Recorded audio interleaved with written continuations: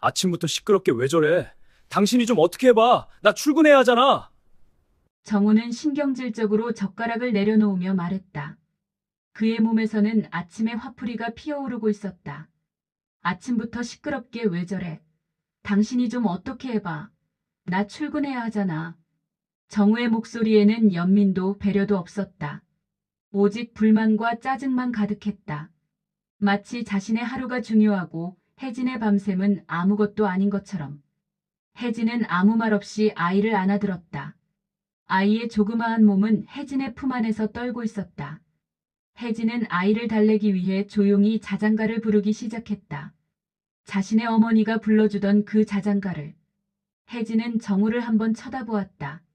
남편은 신문을 펼쳐 얼굴을 가리고 있었다.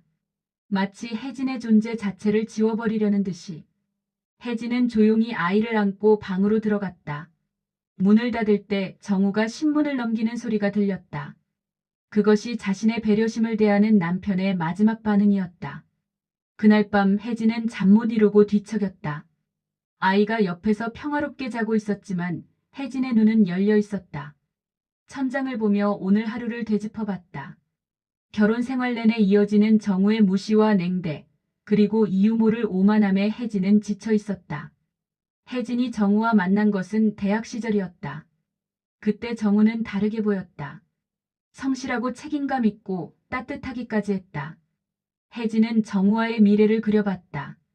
두 사람이 함께 만들 아름다운 가정, 사랑으로 가득 찬 일상. 하지만 현실은 그림과 달랐다. 결혼 초반만 해도 정우는 혜진을 소중히 여겼다. 하지만 첫 아이가 태어나고 시간이 지나면서 정우는 변했다. 마치 다른 사람이 된 것처럼. 혜진은 무엇이 정우를 이렇게 변하게 했는지 알 수 없었다. 회사 스트레스? 아니면 혜진 자신의 부족함? 사랑에서 시작한 결혼이었지만 이제는 모든 것이 잿빛으로 변해버린 듯했다. 혜진은 자신이 선택한 삶이 과연 올바른 길이었는지 매일 밤 자문했다. 희망은 점점 빛을 잃어가고 절망의 그림자가 혜진의 삶을 뒤덮었다. 혜진은 더 이상 이 고통스러운 현실을 감당할 자신이 없었다. 다음 날 아침 정우는 여느 때와 다름없이 무심하게 출근 준비를 하고 있었다. 샤워를 마치고 나온 정우는 거울 앞에서 넥타이를 맞추며 자신의 얼굴을 바라봤다. 그 얼굴에는 만족감이 가득했다. 자신이 이 집의 주인이고 모든 결정권을 가진 자라는 확신으로 가득했다. 혜진은 정우에게 조심스럽게 말을 건넸다. 그녀의 목소리는 떨리고 있었다. 마치 얇은 얼음 위를 걷는 사람처럼. 여보, 우리 이야기 좀 해요. 요즘 당신 너무 변했어요. 영상 보기 전 구독, 좋아요, 알람 설정을 눌러주세요. 아침 해가 거실의 창을 통해 희미하게 들어왔다. 그 빛도 이 집의 냉기를 녹이지 못하는 것처럼 보였다. 혜진은 붓으로 마른 손으로 밥 위에 반찬을 얹으며 남편 정우의 모습을 살펴봤다. 30년을 함께 산 남편이지만 해가 지날수록 그의 얼굴은 더욱 차가워지고 있었다. 당신 따위가 뭘 안다고 나서는 거야? 남자의 차가운 목소리가 텅 빈 식탁에 울려 퍼졌다. 혜진은 그 말을 듣고 싸늘하게 굳어버린 자신의 손가락을 바라봤다. 아침 햇살이 손가락을 비추고 있었지만 그 손은 얼음처럼 차가웠다. 남편 정우는 아침 식사 내내 혜진의 모든 말에 꼬투리를 잡고 비난을 퍼부었다.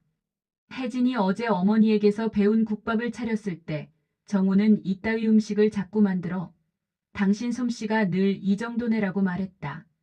혜진이 회사에서의 하루를 나눌 때 정우는 그따위 일이 뭘 중요해. 당신이 뭘 할 수 있을 것 같은데? 라고 조롱했다. 혜진이 아이의 교육에 대해 의견을 제시했을 때 정우는 당신은 아이 교육도 못하면서 뭘 알아. 그냥 내가 하는 대로 따라만 해라고 일축했다. 그 순간 아이의 울음소리가 방 안을 가득 채웠다. 아이는 아직 세상의 무거움을 알지 못하는 갓난아기였지만 그 울음소리는 혜진의 가슴에 비수처럼 꽂혔다. 아이는 부모의 말투를 느끼고 있었을까? 아니면 단순히 젖을 원하는 울음일까? 혜진은 알 수 없었다. 하지만 이 순간만큼은 아이를 보호해야 한다는 생각이 들었다. 정우는 신경질적으로 젓가락을 내려놓으며 말했다. 그의 몸에서는 아침의 화풀이가 피어오르고 있었다. 아침부터 시끄럽게 왜 저래? 당신이 좀 어떻게 해봐. 나 출근해야 하잖아. 정우의 목소리에는 연민도 배려도 없었다. 오직 불만과 짜증만 가득했다. 마치 자신의 하루가 중요하고 혜진의 밤샘은 아무것도 아닌 것처럼. 혜진은 아무 말 없이 아이를 안아들었다.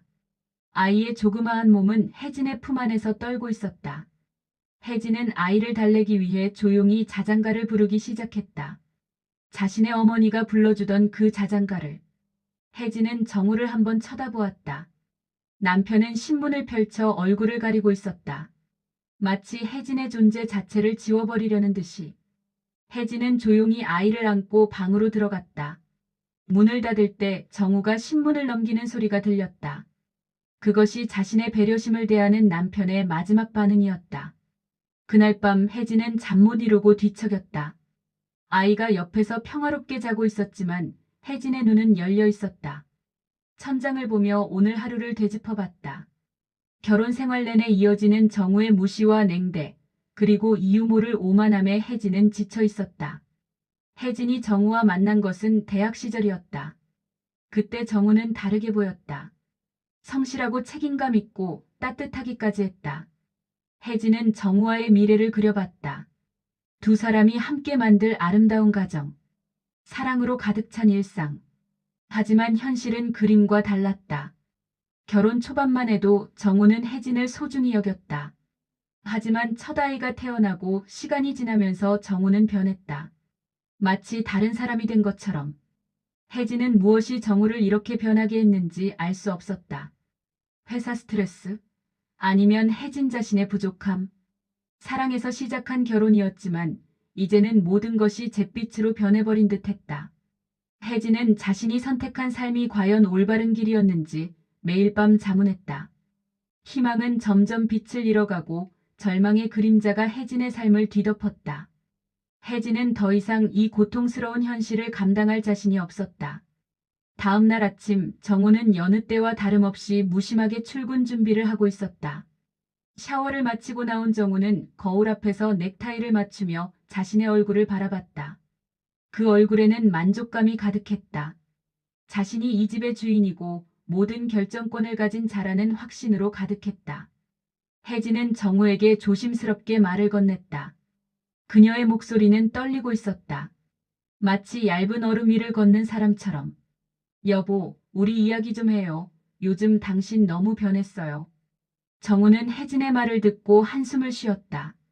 마치 세상에서 가장 답답한 질문을 받은 것처럼. 나 지금 바빠. 나중에 해. 어차피 들어봤자 잔소리일 게 뻔한데. 정우는 혜진의 말을 가차없이 끊고 현관을 나섰다. 문을 닫으며 내일이나 잘 챙겨라는 말을 내뱉었다. 혜진은 현관에 홀로 서서 문이 닫히는 소리를 들었다. 그 소리는 마치 혜진의 마음의 문이 영원히 닫히는 소리 같았다. 혜진은 서서히 무너져 내리는 자신의 삶을 느꼈다. 이 상황이 반복될 것이라는 것을 알았다. 내일도 모레도 그 다음 날도 같은 일이 반복될 것이다. 정우는 변하지 않을 것이고 자신의 목소리는 계속 무시당할 것이다. 그날 오후 혜진은 결심했다. 더 이상 이렇게 숨막히는 삶을 살 수는 없다고. 더 이상 자신의 감정을 억누르고 남편의 무시에 순응할 수 없다고. 혜진은 아이를 안고 낯선 거리로 나섰다. 짐을 챙길 시간도 없었다. 오직 아이만 안고 나왔다. 버스 정류장에 서서 혜진은 자신이 어디로 가야 할지 몰랐다. 하지만 그것도 상관없었다. 어디든 이곳이 아닌 곳이면 되었다. 혜진은 숙박소를 찾아 밤을 지냈다. 아이가 자고 난 후 혜진은 호텔 용지에 편지를 썼다. 그 편지에는 단 한 문장이 쓰여 있었다. 그 여자랑 행복해라. 혜진은 정우가 어쩌면 다른 여자가 있어 자신에게 이렇게 차갑게 대하는 것이라고 생각했다. 아니, 그렇게 생각하기로 했다. 왜냐하면 그것이 자신을 떠나는 것을 정당화할 수 있는 유일한 방법이었기 때문이었다. 자신이 모자라서가 아니라 정우가 다른 누군가를 사랑하고 있어서. 그 오해가 없었다면 혜진은 떠날 용기를 낼 수 없었을 것이다. 혜진은 손 떨리는 손으로 편지를 집식탁에 남겼다. 그리고 아이를 안고 다시 거리로 나섰다. 뒤를 돌아보지 않으면서. 돌아보면 다시 들어갈 것 같았기 때문이었다. 저녁 늦게 퇴근한 정우는 텅 빈 집을 보며 의아해했다. 항상 자신을 기다리고 있던 혜진의 모습이 보이지 않았다. TV도 꺼져 있었고 저녁 준비도 되어 있지 않았다. 정우는 집안을 돌아다니며 혜진을 찾았다. 침실도 부엌도 욕실도 텅 비어 있었다. 혜진의 흔적은 모두 사라져 있었다. 불안감이 정우의 가슴을 짓누르기 시작했다. 혜진이 어디로 갔을까? 무슨 일이 생긴 건 아닐까? 혜진의 휴대폰에 전화를 걸었지만 통화 중이라는 안내음만 반복되었다. 정우는 집안을 이리저리 헤매며 혜진의 흔적을 찾았다. 그때 정우의 눈에 식탁 위에 무심하게 놓인 편지가 들어왔다. 정우는 심장이 철렁 내려앉는 기분을 느꼈다. 편지다. 혜진이 남긴 편지였다. 정우는 조심스럽게 편지를 뜯었다. 손이 떨렸다. 혜진이 나를 떠난다는 것일까? 아니면 다른 이유일까? 편지 속에는 단 한 문장이 쓰여 있었다. 그 여자랑 행복해라. 정우는 편지를 읽고 당황했다. 혜진은 왜 이런 오해 가득한 편지를 남기고 사라진 걸까? 정우는 바람을 피운 적이 없었다. 단 한 번도. 혜진 외에 다른 여자를 본 적이 없었다. 그렇다면 이 편지의 의미는 뭔가? 정우는 필사적으로 생각했다. 혜진이 이런 편지를 남기게 한 이유는 뭘까? 혜진이 나를 오해한 걸까? 혜진이 누군가의 말을 들었을까? 이해할 수 없었다. 혜진의 갑작스러운 가출은 정우에게 엄청난 충격과 혼란을 안겨주었다. 정우는 손에 들린 편지를 내려다봤다. 종이는 떨리는 손가락에서 떨어질 듯했다. 정우는 바로 경찰에 신고했다. 아내 및 아이 실종. 아내는 감정적으로 불안정했을 수 있다. 아이가 위험할 수 있다. 정우의 말들은 급박했지만 사실과는 거리가 멀었다. 정우는 혜진을 찾기 위해 백방으로 뛰어다녔다. 혜진의 친구들에게 전화했고 혜진의 가족에게도 연락했다. 하지만 아무도 혜진을 본 적이 없었다. 혜진이 어디로 갔는지 알아? 몰라요. 갑자기 안 나타나네요. 혜진이 뭔가 말한 게 있어? 아니요. 별 얘기는 안 했는데. 사흘 밤낮으로 정우는 혜진을 찾아 돌아다녔다. 정우는 혜진이 자주 가던 카페를 찾았고 혜진의 직장도 찾았고 심지어 혜진의 친정집도 찾아갔다. 하지만 혜진은 어디에도 없었다. 혜진은 흔적도 없이 사라져버렸다. 정우는 신문에 실종 광고를 내기까지 했다. 밝은 웃음의 여성 찾습니다. 30대 초반 검은 장발, 아이와 함께 사라진 정우는 발로 뛰어다니며 전단을 돌렸다. 거리에서 역에서 카페에서. 하지만 반응은 없었다. 경찰도 적극적으로 수사하지 않았다. 아내가 자발적으로 떠났을 가능성이 높습니다. 시간이 지나면 돌아올 겁니다라는 말만 반복했다. 정우는 그렇게 혜진을 떠나보내야만 했다. 그 빈자리는 정우의 가슴에 깊은 상흔으로 남았다. 밤마다 정우는 혜진의 이름을 부르며 울었다. 혜진이 남긴 편지를 몇 번이고 읽었다. 그 여자랑 행복해라. 정우는 자신이 무엇을 잘못했는지 생각하지 못했다. 대신 정우는 혜진이 자신을 배신했다고 믿게 되었다.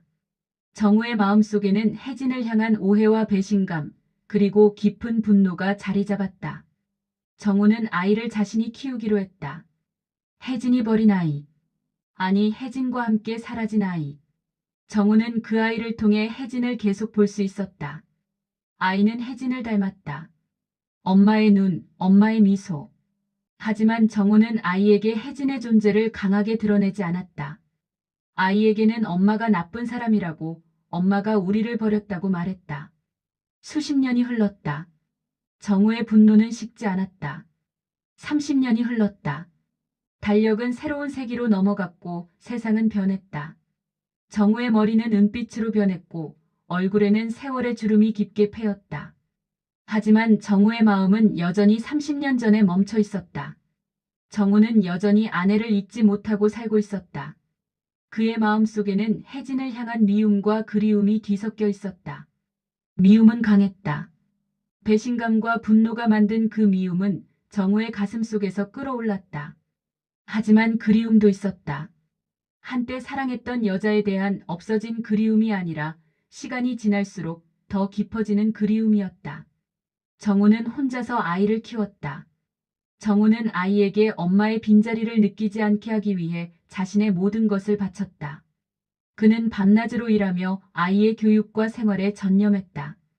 아이가 울면 달래고 아이가 아프면 밤새 돌봤다. 아이가 엄마를 찾을 때마다 정우는 가슴이 철렁 내려앉았지만 표정은 밝게 유지했다. 정우는 아이를 훌륭하게 키워냈다. 아이는 이제 어엿한 청년이 되어 사회생활을 하고 있었다. 아이는 명문대를 졸업했고 좋은 회사에 취직했다. 아이는 아빠의 헌신적인 사랑 덕분에 밝고 건강하게 자랐다. 아이는 아빠를 닮아 강인한 정신력을 가졌다. 하지만 아이는 엄마의 부재에 대한 아픔을 마음 한구석에 간직하고 있었다. 아이는 왜 엄마가 자신을 버렸는지 이해할 수 없었다. 정우는 아이에게 엄마의 진실을 말해주지 않았다. 아이는 단지 엄마가 다른 사람을 선택했다고만 알고 있었다. 어느 날 오후 정우는 우연히 번화가를 걷고 있었다. 회사에서 나오는 길이었다. 시내 쇼핑몰 앞, 그곳에서 정우는 놀라운 광경을 목격했다. 한 여자가 지나가는 행인들과 웃고 이야기하며 활기찬 모습으로 걸어가고 있었다. 명품 쇼핑백을 손에 든 그 여자는 마치 인생을 즐기고 있는 것처럼 보였다.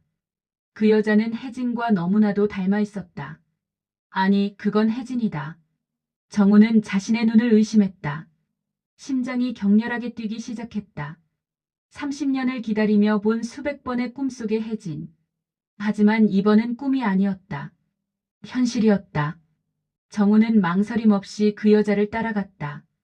그 여자는 한 카페로 들어갔다.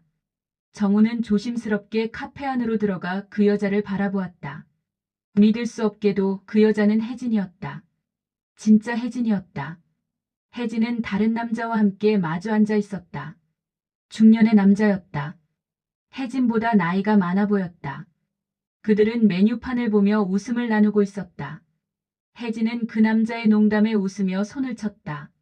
마치 30년 전 자신을 떠날 때의 결연함이라곤 전혀 없는 모습이었다. 혜진은 그 남자와 얼굴을 마주하고 행복하게 웃고 있었다. 마치 30년 전 자신을 떠난 것에 대한 죄책감이라곤 전혀 없는 듯이. 정우는 충격을 받았다. 그의 세상이 산산조각 나는 듯했다. 마치 지진이 일어나고 땅이 갈라지고 자신이 그 깊은 구멍으로 빨려 들어가는 듯한 그런 기분이었다. 정우는 혜진에게 말할 수 없는 배신감을 느꼈다. 30년 동안 혜진을 찾아 헤매고 혼자 아이를 키우며 혜진을 그리워했던 자신의 삶이 한순간에 부정당하는 기분이었다. 혜진은 남자의 말에 웃음이 터져나왔다.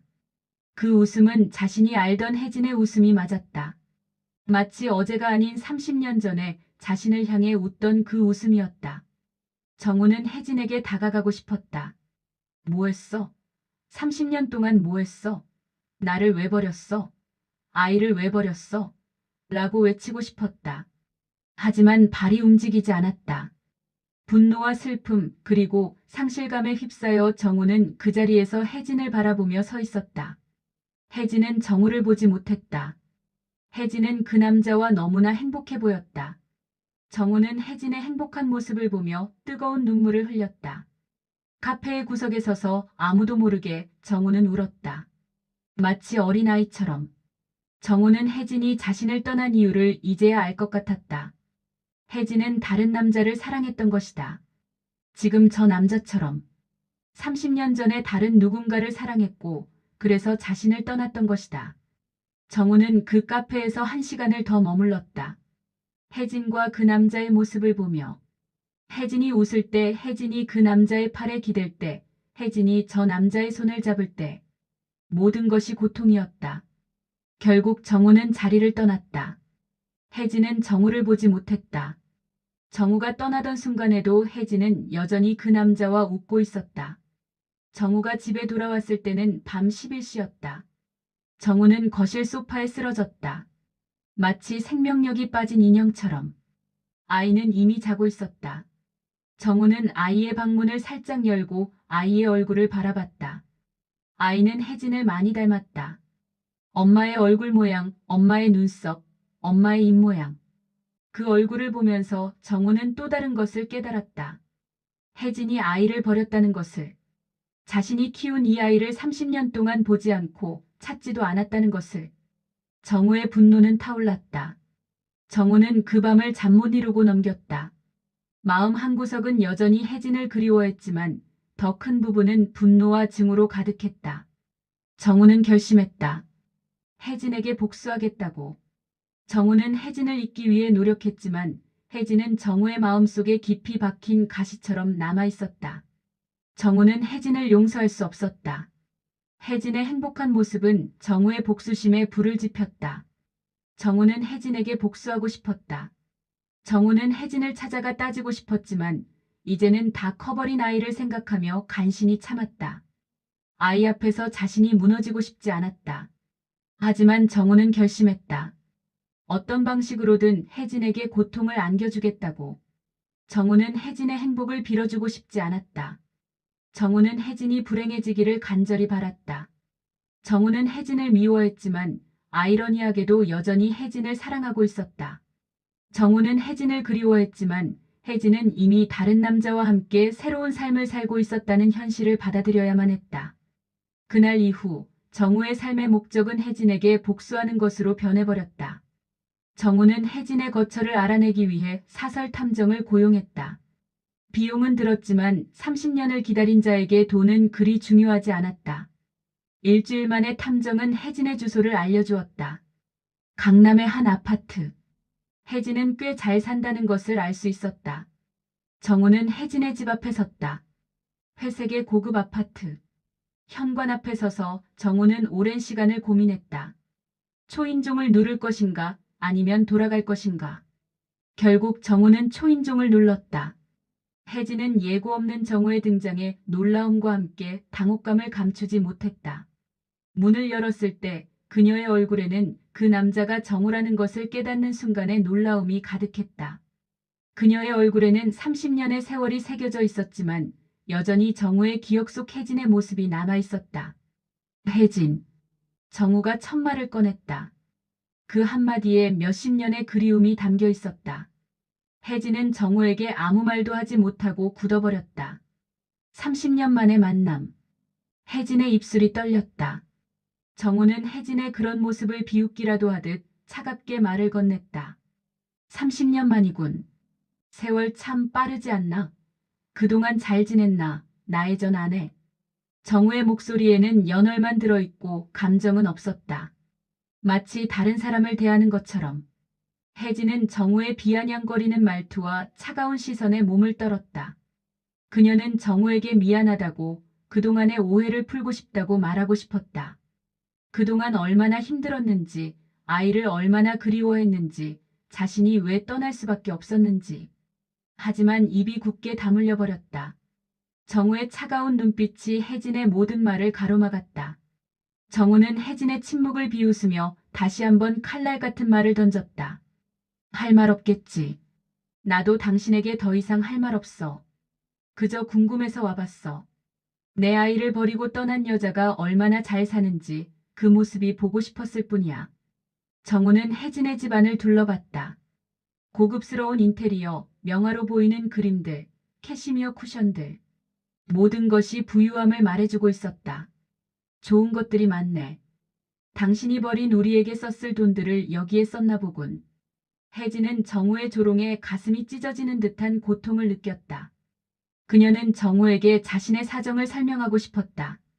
이 30년 동안 자신이 얼마나 고생했는지, 처음에는 얼마나 힘들었는지, 어떻게 이 정도까지 왔는지.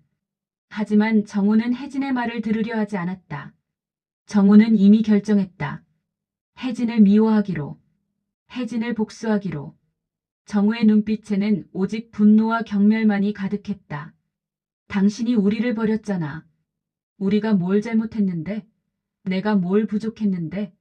아이는 뭘 잘못했는데? 혜진은 입을 열었다. 드디어 말을 할 준비가 되었다. 진실을 말할 준비가. 정우 들어줘. 나는. 하지만 정우는 이미 떠나려 하고 있었다. 더 이상 듣고 싶지 않아. 당신의 변명도 이유도. 그런 것들이 이 30년을 돌려줄 수 있나? 정우는 혜진에게 등을 돌리고 떠나려 했다. 혜진은 정우의 멀어지는 뒷모습을 보며 하염없이 눈물을 흘렸다. 정우, 잠깐, 제발. 혜진은 현관 밖으로 나왔다. 하지만 정우는 이미 계단을 내려가고 있었다. 혜진은 난간 너머로 정우를 불렀지만 정우는 돌아보지 않았다. 혜진은 거기서 오래 서 있었다. 정우가 완전히 사라질 때까지. 그리고 난 후에도 정우는 혜진을 떠나며 생각했다. 혜진은 여전히 자신에게 아무런 감정이 없다고. 그저 뻔뻔하게 살아가고 있다고.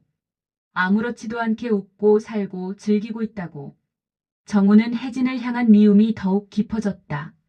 그의 마음속에서는 복수의 칼날이 더욱 날카롭게 벼려지고 있었다. 정우는 혜진에게 처절하게 복수할 방법을 찾기로 결심했다. 이제는 돌아갈 수 없었다. 정우는 며칠 밤낮으로 잠 못 이루고 서재에 앉아 있었다. 컴퓨터 화면에는 혜진의 회사 정보가 떠 있었다. 혜진 코스메틱스. 아름다운 이름이었다. 마치 혜진처럼.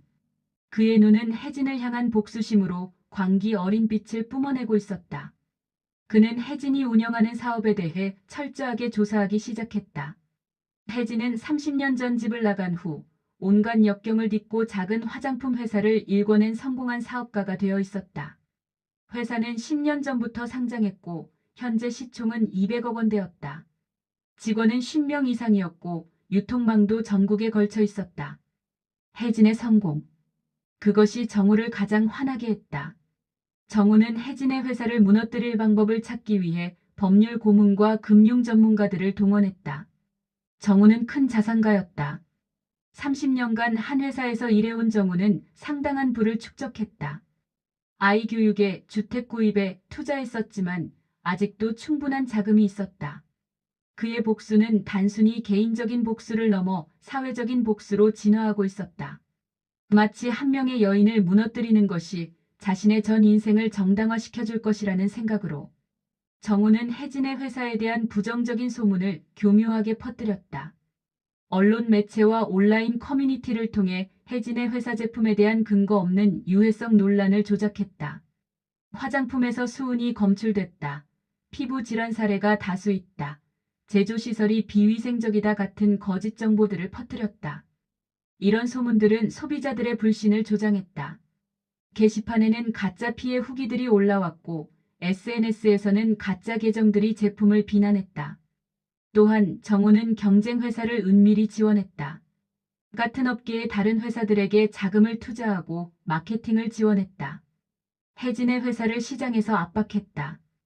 혜진의 회사 제품에 대한 불량품 소문도 대대적으로 유포했다.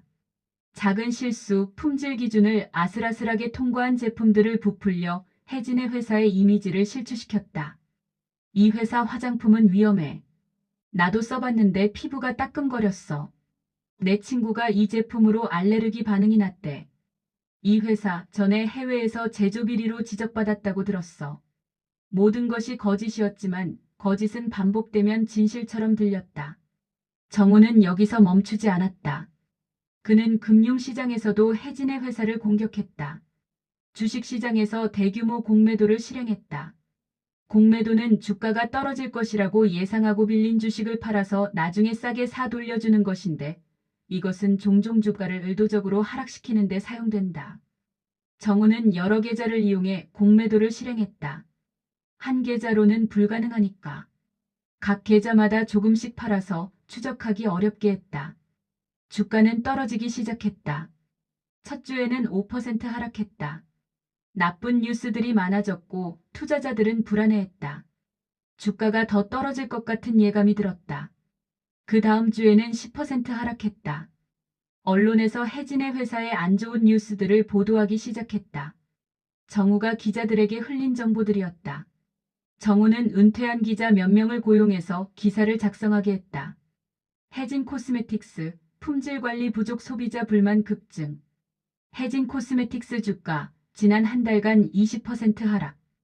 혜진 코스메틱스, 제조시설 적격 판정 논란. 투자자들의 불안감이 증폭되었다. 기관 투자자들은 주식을 팔기 시작했다.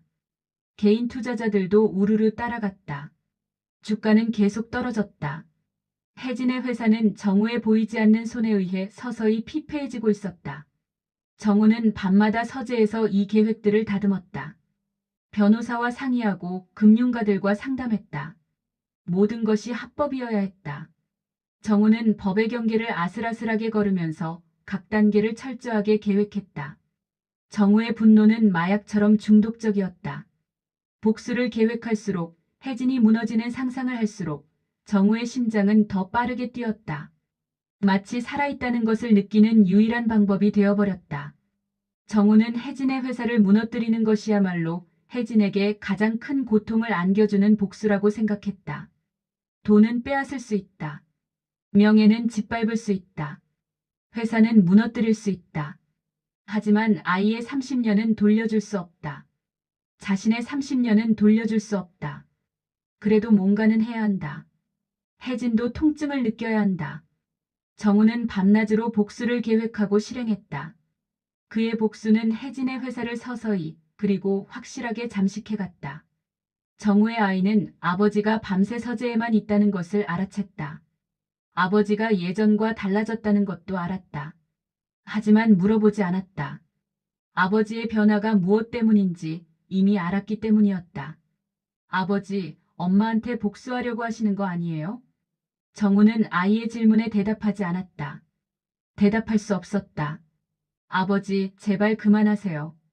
엄마가 뭘 잘못했는지 모르지만 이건 아니에요. 아이의 말에 정우의 손이 떨렸지만 그는 멈추지 않았다. 이미 시작된 것이었다. 혜진의 회사는 정우의 끈질기고 잔혹한 계략으로 인해 심각한 위기에 처했다. 한때 승승장구하던 회사는 매출 급감과 함께 주가가 연일 폭락했다. 3달 동안 주가는 50%까지 떨어졌다. 시총은 100억 원대로 내려갔다. 은행 대출금도 상환해야 했고 직원 급여도 줄여야 했다. 직원들은 불안에 떨며 회사를 떠나기 시작했다. 능력 있는 직원부터 떠났다. 새로운 회사로 이직했다. 혜진을 미안해하며 떠나갔다. 협력업체들은 거래를 끊거나 재협상을 요구했다. 지금 이 상황에서는 외상을 할 수 없습니다라는 말들을 들었다. 혜진은 모두 현금으로 결제해야 했다. 현금이 줄어들었다. 언론에서도 자주 혜진의 회사를 언급하기 시작했다. 혜진 코스메틱스, 과연 버틸 수 있을까? 라는 제목의 기사들이 쏟아져 나왔다. 증권가 애널리스트들도 약세 전망이라는 평가를 내렸다. 혜진은 회사를 살리기 위해 동분서주했지만 역부족이었다. 매달 임금날이 올 때마다 혜진은 가슴이 철렁 내려앉았다. 월급을 줄 충분한 자금이 있나? 대출금을 상환할 수 있나? 그녀는 자신의 오랜 노력이 한순간에 무너져 내리는 것을 보며 절망했다. 20년을 바쳐 만든 회사. 자식처럼 키운 회사. 그 회사가 지금 무너지고 있었다. 혜진은 정우의 복수심이 이렇게까지 잔인하고 집요할 줄은 상상조차 하지 못했다. 어떤 누군가가 자신의 회사에 의도적으로 해를 끼치고 있다는 것을 깨닫는데 시간이 걸렸다. 처음에는 시장 침체 탓이라고 생각했다. 자신의 경영 능력 부족 탓이라고 생각했다. 제품의 품질 문제 탓이라고 생각했다. 하지만 투자회사 컨설턴트의 말을 들으며 혜진은 깨달았다.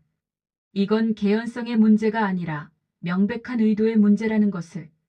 누군가가 지속적으로 당신의 회사에 대한 부정적인 정보를 퍼뜨리고 있습니다. 어떤 누군가가요? 추적해보니 여러 계좌에서 공매도를 실행하고 있습니다. 같은 사람이나 집단의 가능성이 높습니다. 혜진의 얼굴이 창백해졌다. 그렇다면 정우였다. 최근에 나타난 정우였다. 혜진은 정우에게 찾아가 복수를 멈춰달라고 간절히 애원했다. 정우의 회사에 찾아갔다. 정우의 집에 찾아갔다. 편지를 남겼다. 전화를 했다. 하지만 정우는 혜진의 연락을 일절 피했다. 심지어 경찰에 체포 협박 신고까지 했다. 혜진은 정우를 이길 수 있을지 확신할 수 없었다. 정우는 명백히 더 강력한 자본과 인맥을 가지고 있었다. 혜진은 회사를 지키기 위해 마지막 힘을 쏟아부었다. 밤늦도록 사무실에 남아 회사를 살릴 방법을 찾았다. 지친 몸을 이끌고 투자자들을 찾아다니며 도움을 요청했다. 혜진 코스메틱스에 투자할 의향이 있으신가요? 대부분의 답은 거절이었다. 지금 상황이 너무 좋지 않네요. 다른 회사를 찾아보세요. 명확한 거절이었다. 정우의 그림자는 너무나 거대했다. 정우가 퍼뜨린 부정적 정보가 어너무 강력했다. 아무도 혜진의 손을 잡아주지 않았다. 혜진은 절망의 늪에 빠져 허우적거렸다. 그때 혜진의 비서가 뜻밖의 인물이 혜진을 찾아왔다고 알렸다. 회장님, 손님이 오셨습니다. 누구세요? 아드님이라고 하시는데 정말 아드님처럼 보여요. 혜진의 심장이 멈췄다. 아들, 내 아들. 혜진은 거울을 보고 나머지 눈물을 닦았다. 아들을 처음 본 지 30년이었다. 아니, 본 적이 없었다. 아들이 태어났을 때 이미 자신은 떠나 있었다. 아들은 자신의 엄마를 본 순간을 어떻게 느꼈을까? 마이너스 마이너스 마이너스. 정우의 아들 혜진의 아들은 혜진의 사무실에 들어섰다. 키가 크고 단정한 청년이었다. 정우를 닮은 얼굴이었지만 눈은 혜진을 닮았다. 혜진 회장님인가요? 혜진은 말을 못했다. 눈물이 흐르고 있었다. 아들은 혜진에게 정우가 혜진의 회사를 무너뜨리고 있다는 충격적인 사실을 알려주었다. 아버지가 당신의 회사를 무너뜨리고 있어요. 공매도, 언론 플레이, 경쟁사 지원 모든 것이 아버지의 계획입니다. 혜진은 아들의 말을 듣고 또 한 번 충격을 받았다.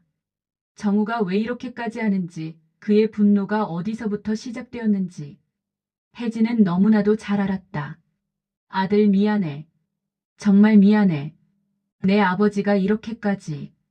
엄마는 정말 내 엄마예요? 진짜 엄마가 맞아요? 아들의 목소리에는 30년 동안 모아온 질문이 있었다. 왜 떠났는가? 왜 돌아오지 않았는가? 나는 뭐가 부족했는가? 혜진은 아들에게 모든 것을 설명했다. 진실을 털어놓았다. 정우는 내가 바람을 피웠다고 생각했어. 하지만 그건 오해야. 나는 정우를 사랑했어. 하지만 그의 무시와 냉대 때문에 더 이상 버틸 수 없었어. 그래서 떠났어. 아이를 남기고 떠난 것이 죄인지는 모르겠지만 그땐 정말 다른 선택을 할 수 없었어. 아들은 혜진의 말을 듣고 눈물을 흘렸다. 엄마, 아버지는 그동안 엄마를 정말 그리워했어요. 30년을 엄마를 찾으셨어. 엄마가 왜 떠났는지, 왜 돌아오지 않는지 이해할 수 없어서 미움으로 가득 차셨어. 내 아들, 내 귀한 아들. 혜진은 아들을 안았다. 30년 만의 포옹이었다. 아들은 혜진 품에서 울었다. 어린아이처럼. 엄마, 아버지가 엄마 회사를 무너뜨리는 것 말고도 엄마를 정말 미워하고 계세요. 근데 제가 아는 엄마는 아버지를 정말 사랑했어요. 30년 동안 엄마는 아버지를 생각하며 살았어요. 맞죠? 혜진은 고개를 끄덕였다. 말할 수 없는 그리움이 그녀의 얼굴에 비쳤다. 제가 도와드릴게요, 엄마. 이 위기를 함께 극복합시다. 아들은 혜진에게 회사를 살릴 방법을 함께 찾아보자고 간절히 제안했다. 혜진은 아들의 진심 어린 제안에 뭉클한 감동을 느꼈다. 혜진은 아들과 함께 무너져가는 회사를 살리기 위해 노력하기로 결심했다. 아들은 법률 자문을 구했다. 부정한 공매도, 근거 없는 언론 플레이, 이런 것들이 증거만 있으면 법적으로 대응할 수 있다는 것을 알았다. 공매도 기록과 언론사의 기사 출처를 추적할 수 있습니다. 또한 온라인 댓글들도 분석할 수 있어요. 조직적 조작이 증명되면 관련 법칙에 따라 혜진과 아들은 증거를 모으기 시작했다. 공매도 기록, 뉴스 기사, 온라인 댓글까지 모든 증거들이 같은 방향을 가리키고 있었다. 정우. 동시에 아들은 미디어에 연락했다. 혜진 코스메틱스가 조직적인 공격을 받고 있습니다. 이것은 뉴스거리입니다. 기자들은 관심을 가졌다. 혹시 경쟁사의 공격인가요? 기자들은 수사를 시작했다. 정우의 이름은 나오지 않았지만 단계적으로 진실에 접근하고 있었다. 혜진은 아들의 든든한 도움 덕분에 다시 일어설 용기를 얻었다. 혜진은 아들과 함께 정우의 집요한 공격에 맞서기 시작했다. 혜진은 정우가 퍼뜨린 악성 소문을 반박하기 시작했다. 공식 기자회견을 열었다. 저희는 명확히 말씀드립니다. 저희 제품의 수은은 포함되지 않았으며 모든 제품은 국제 기준을 통과한 안전한 제품입니다. 혜진은 검사 보고서를 공개했다. 국제 인증 기관의 검사 보고서가 제품의 안전성을 증명했다. 혜진은 동시에 회사 제품의 품질을 더욱 높이기 위해 연구 개발에 매진했다. 추가 인원을 고용했다. 새로운 설비를 도입했다. 고객 만족도를 높이기 위해 모든 것을 개선했다. 혜진은 투명한 경영과 고객 소통을 통해 소비자들의 신뢰를 회복하려 애썼다. SNS에 직접 글을 올렸다. 안녕하세요. 혜진 코스메틱스 회장 박혜진입니다. 요 근래 저희 회사에 대해 부정적인 정보가 많이 퍼졌던 것 같습니다. 저는 명확히 말씀드리고 싶습니다. 저희는 최선을 다해 최고의 제품을 만들고 있습니다. 소비자들의 반응은 긍정적이었다. 몇몇 고객들은 자신의 경험담을 남겼다. 나는 이 제품을 10년 써왔는데 아무 문제가 없다. 좋은 회사를 힘내라고 응원한다. 혜진은 새로운 투자자들을 찾아다니며 회사를 살릴 자금을 마련하기 위해 발이 닳도록 뛰어다녔다. 우리 제품을 보세요. 품질이 입증되었습니다. 우리는 충분히 반등할 수 있습니다. 여러 투자자들은 거절했지만 결국 한 투자 회사가 혜진의 열정에 감동했다. 우리가 투자하겠습니다. 당신의 열정과 제품의 품질을 믿겠습니다. 50억 원의 투자가 들어왔다. 충분한 자금이었다. 혜진은 다시 숨을 쉴 수 있게 되었다.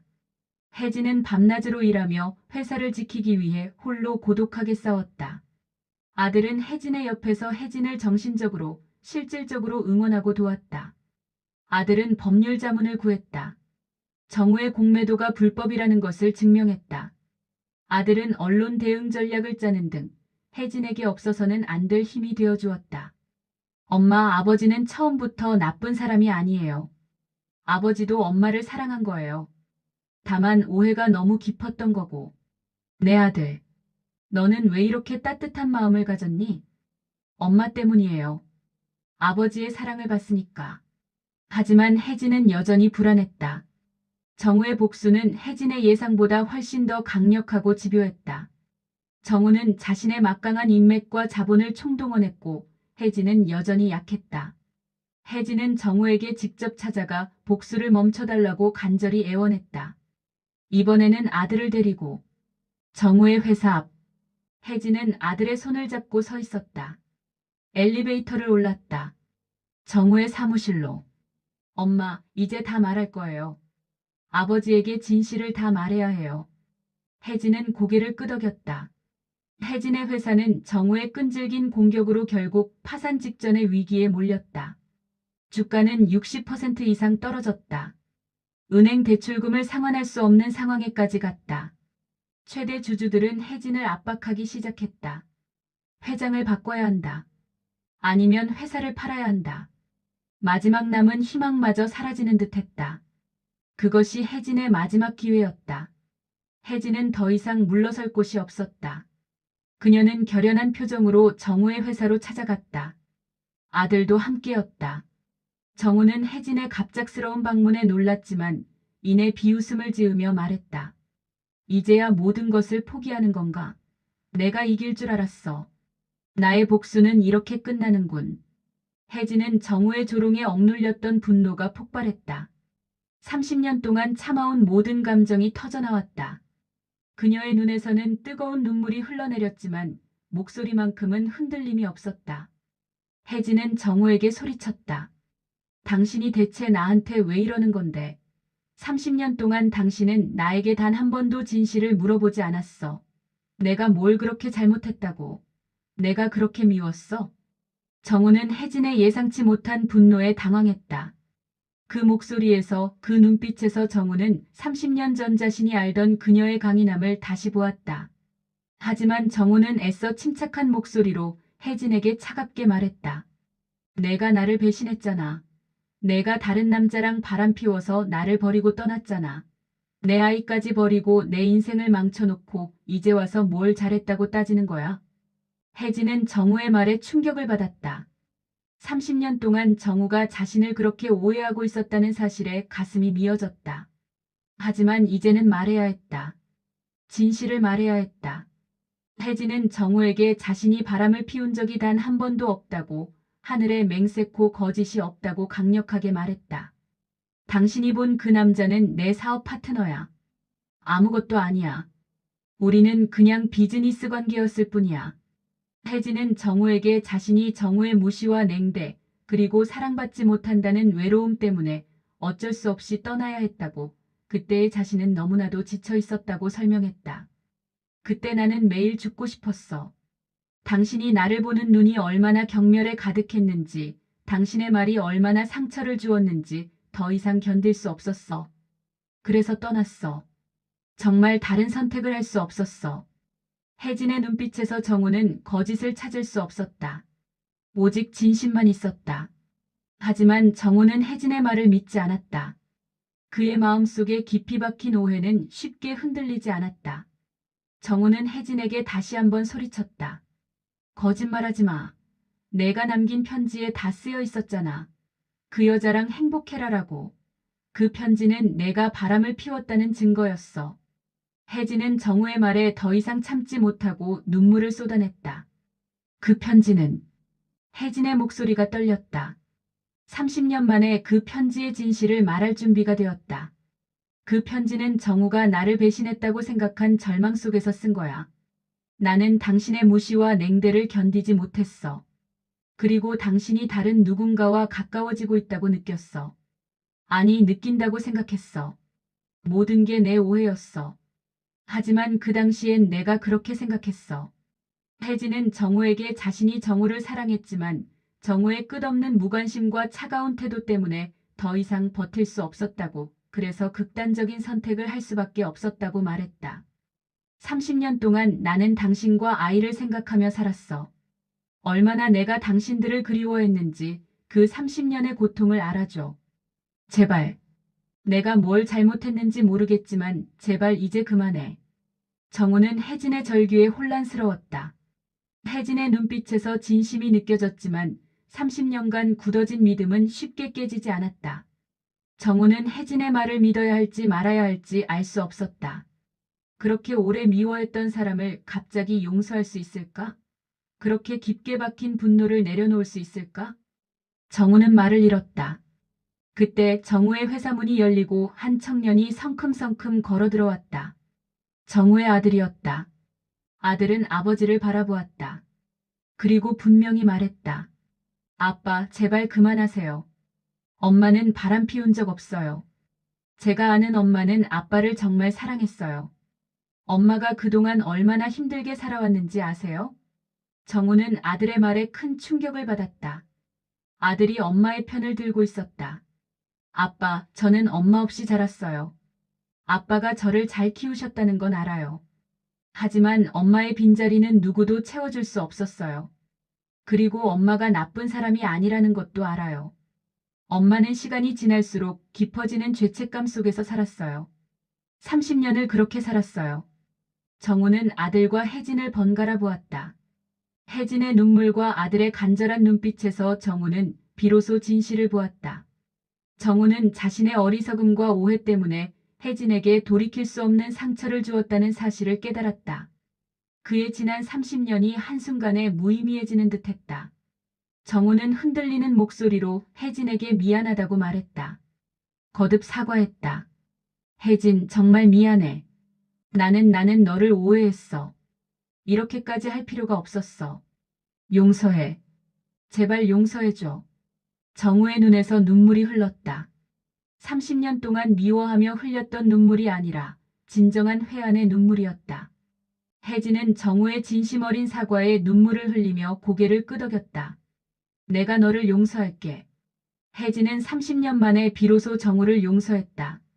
오해는 풀렸지만 지난 30년간의 세월은 결코 되돌릴 수 없었다. 이 순간 정우는 자신의 처절했던 복수가 사실은 자신을 향한 것이었음을 깨달았다. 자신의 어리석음을 향한, 자신의 성급함을 향한, 자신의 오만함을 향한 복수였다는 것을. 정우는 혜진에게 진심으로 용서를 구했다. 하지만 용서는 과거를 지워주지 않았다. 혜진의 회사는 여전히 위기 상태였다. 그리고 그 위기는 정우가 만든 것이었다. 정우는 혜진의 회사를 다시 일으켜 세우기 위해 자신의 모든 것을 바치기로 결심했다. 정우는 자신의 막강한 인맥과 자본을 총동원했다. 이번에는 복수가 아니라 속죄를 위해서였다. 정우는 혜진의 회사에 대규모 투자를 단행했다. 50억 원을 투자했다. 자신이 평생 모은 자산의 상당 부분이었다. 정우는 혜진의 회사에 새로운 비즈니스 모델을 제시했다. 온라인 판매, 글로벌 진출, 신제품 개발. 자신이 가진 모든 노하우를 쏟아부었다. 정우는 시장 변화에 발맞춘 신제품 개발을 적극적으로 지원했다. 연구비를 투자했다. 좋은 연구원들을 고용할 수 있도록 지원했다. 정우는 혜진의 회사에 대한 부정적인 소문을 잠재우기 위해 노력했다.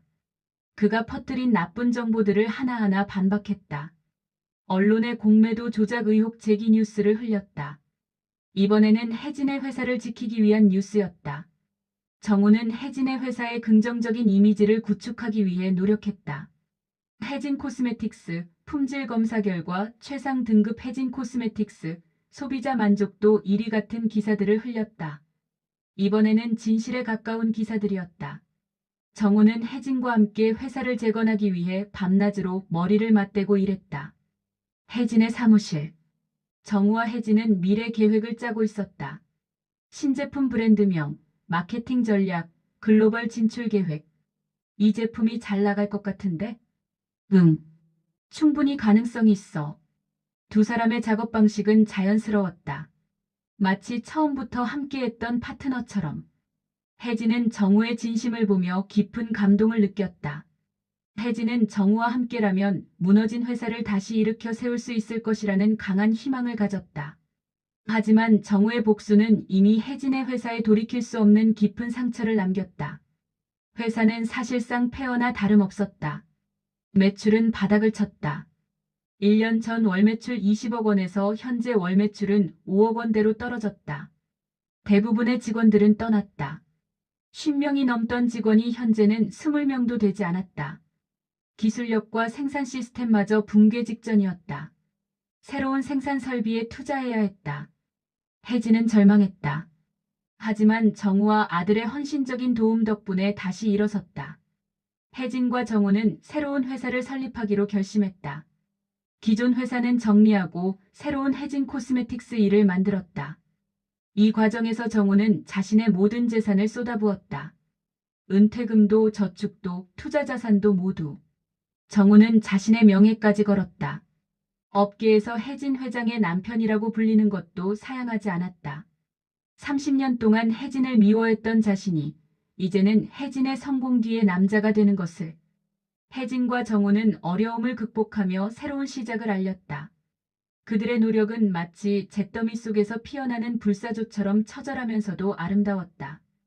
혁신적인 신제품이 개발되었다. 기존 제품과는 다른 나이 많은 피부를 위한 제품이었다. 혜진이 자신의 경험을 바탕으로 만든 제품이었다. 이 제품이 우리의 새로운 시작이 될 거야. 혜진이 정우에게 말했다. 정우는 고개를 끄덕였다. 그리고 혜진의 손을 잡았다. 30년 만의 손잡음이었다. 혜진과 정우는 지난 세월의 아픔을 뒤로하고 손을 맞잡았다. 그들은 함께 새로운 회사를 설립했고 혁신적인 제품들을 개발했다. 마침내 대규모 런칭 행사가 열리는 날이 왔다. 서울의 한 고급 호텔 컨퍼런스홀. 수많은 언론과 관계자들이 모인 가운데 혜진의 새로운 제품은 화려하게 세상에 공개되었다. 혜진 코스메틱스 프리미엄 라인, 50대 여성을 위한 완벽한 솔루션입니다. 무대 위에 혜진은 밝게 웃으며 발표했다. 그 웃음은 30년의 고통을 잊게 할 정도로 진정했다. 혜진의 독창적인 아이디어와 정우의 전폭적인 지원이 결합된 신제품은 소비자들에게 폭발적인 호응을 얻었다. 언론들이 다가왔다. 혜진 회장님, 지난 위기를 어떻게 극복하셨어요? 혜진은 마이크를 잡으며 대답했다. 저는 혼자가 아니었어요. 제 아들, 그리고 제 남편의 도움이 있었어요. 특히 제 남편은 가장 어려운 순간에 저를 믿어주었어요. 혜진이 정우를 바라봤다. 정우는 무대 옆에서 혜진을 보고 있었다. 그의 눈에는 눈물이 고여 있었다. 저는 이 위기를 통해 깨달았어요. 사람은 혼자가 아니라는 것을, 사랑과 믿음이 있으면 어떤 어려움도 극복할 수 있다는 것을. 회사는 빠르게 성장하기 시작했다. 신제품의 판매량은 예상을 훨씬 넘어섰다. 온라인 판매량이 특히 좋았다. 중년 여성들이 이 제품에 열광했다. 드디어 내 나이를 위한 제품이 나왔다는 반응들이 쏟아져 나왔다. 주가도 회복되기 시작했다. 1년 전에는 60% 떨어졌던 주가가 현재는 거의 원상 회복 수준까지 올라갔다. 심지어 전고점을 넘으려 하고 있었다. 정우는 혜진의 성공을 보며 말할 수 없는 기쁨을 느꼈다. 그는 혜진에게 미안함을 느끼면서도 혜진의 뛰어난 능력과 끈기에 진심으로 감탄하며 성공을 축하했다. 혜진은 정우에게 깊은 감사를 표했다. 정우 고마워. 당신 없이는 불가능했어. 진짜로. 혜진은 정우 덕분에 다시 일어설 수 있었고 잃어버렸던 꿈과 행복을 되찾을 수 있었다고 말했다. 혜진과 정우는 한자리에 앉았다. 사무실 창밖으로 서울의 야경이 보였다. 밤하늘의 별들처럼 반짝이는 불빛들. 정우. 혜진이 천천히 말했다. 나는 아직도 당신을 사랑해. 30년 동안 변하지 않았어. 이 복수 와중에도 변하지 않았어. 다시 한번 당신의 아내가 되고 싶어. 정우는 혜진을 바라봤다. 그리고 떨리는 목소리로 대답했다. 나도 아직 너를 사랑해. 미안해. 정말 미안해. 이 30년을 돌려줄 수 없어서. 그래도 됐니? 나는 지금부터라도 너를 지켜주고 싶어. 평생 지켜주고 싶어. 혜진은 정우에게 안겼다. 30년 만의 포옹이었다. 고마워. 우리 다시 시작하자. 지금부터의 삶은 우리 함께. 혜진과 정우는 30년 만에 다시 사랑을 확인했다. 그들은 과거의 모든 오해와 상처를 딛고 서로에게 용서를 구했다. 그리고 다시 시작하기로 약속했다. 혜진과 정우는 과거의 모든 아픔과 오해를 뒤로하고 다시 행복한 가정을 꾸렸다. 정우가 혜진의 집으로 이사했다. 아니, 둘이 새로운 집을 구했다. 과거의 아픔이 서려있지 않은 새로운 시작을 위한 집을. 강남의 한 한옥주택. 현대식으로 개조된 그 집은 따뜻함과 현대성이 조화를 이루고 있었다. 그들의 집에는 웃음소리가 끊이지 않았다. 아들도 자주 찾아왔다. 3인이 함께하는 저녁 식탁에서는 30년의 세월을 메우는 대화들이 오갔다. 혜진은 정우를 위해 음식을 했다. 30년 전 정우가 비난했던 그 요리들. 하지만 이번엔 정우는 침묵하지 않았다. 이 국 맛이 최고야. 기억나? 우리 만나던 때 넌 이런 국을 자주 만들어줬어. 혜진은 정우의 말에 웃음이 터져나왔다. 진심 어린 칭찬이 얼마나 좋은지 이제야 깨달았다. 혜진은 더 이상 과거의 상처와 비극에 얽매이지 않았다. 혜진은 새로운 삶, 진정한 의미의 삶을 살게 되었다. 정우는 혜진에게 다시는 과거와 같은 무시와 냉대를 하지 않았다. 그는 혜진을 존중했다. 그녀의 의견을 경청했다. 모든 면에서 아낌없는 지지와 사랑을 보냈다. 아침마다 정우는 혜진의 손을 잡으며 말했다. 사랑해. 매일 너를 사랑해. 평생 사랑할 거야. 혜진은 정우의 말에 미소를 지으며 대답했다. 나도 사랑해. 영원히. 아들은 혜진과 정우의 극적인 화해와 행복한 모습을 보며 누구보다도 기뻐했다. 부모님의 재회는 아들에게도 큰 안정을 가져다 주었다. 아들은 혜진과 정우의 사랑을 보며 진정한 가족의 의미를 깨달았다. 아들은 엄마에게 물었다. 엄마, 진짜 아버지를 용서하셨어요? 진짜로? 혜진은 아들을 안았다. 당신 아버지는 나를 미워한 게 아니라 나를 사랑했던 거야. 다만 오해 때문에 그렇게 행동했을 뿐이야. 사랑은 언제나 사랑이야. 형태가 달라질 뿐이야. 혜진과 정우는 서로에게 영원한 사랑을 약속했다. 그들은 단순한 부부가 아닌 서로의 삶을 완성시키는 존재가 되었다. 혜진과 정우는 시련과 고통 속에서 더욱 단단해진 사랑으로 새로운 탄생을 맞이했다. 혜진은 정우의 복수가 있었기 때문에 자신의 진정한 강함을 발견할 수 있었다고 생각했다.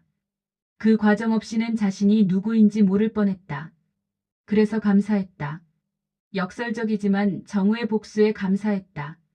정우는 혜진을 무너뜨리려던 그 노력들이 얼마나 부질없었는지 깨달았다. 혜진은 결코 무너지지 않았다. 오히려 그 과정에서 더욱 강해졌다.